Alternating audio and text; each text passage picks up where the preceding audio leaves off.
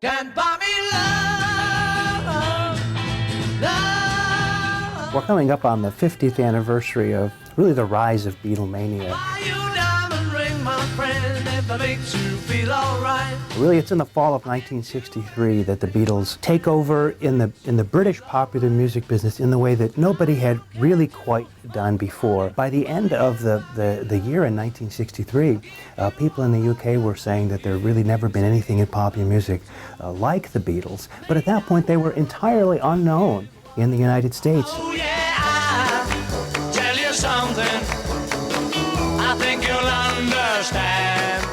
Finally, they got Capitol to release I Want to Hold Your Hand. I wanna hold your hand.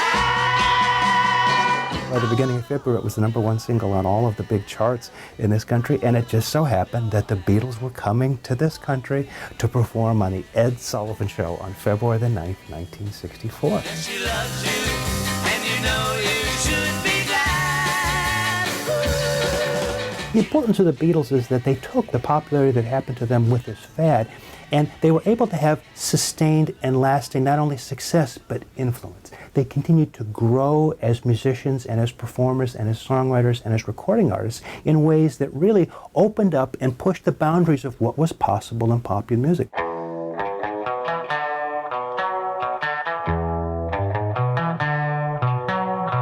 By the time they get to albums like Rubber Soul, Revolver, and then Sgt. Pepper, they, along with a couple of other artists, Bob Dylan, the Beach Boys, others like that, are really showing that popular music can be more than just a kind of a disposable song of the moment. That really this music can be thought of seriously, that you can do artistic and risky and interesting kinds of things with the lyrics, with the instrumentation, with the recording techniques, with the form, all kinds of things like that. And so they cash that initial fad popularity in for enough artistic freedom to really make a difference in the evolution, the development of popular music. And that's really the lasting contribution.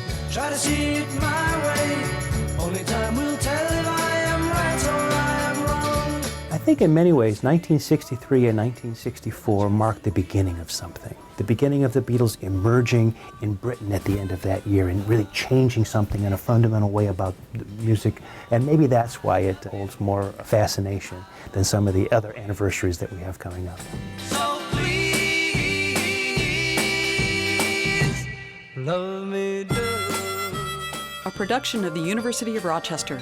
Please visit us online and subscribe to our channel for more videos.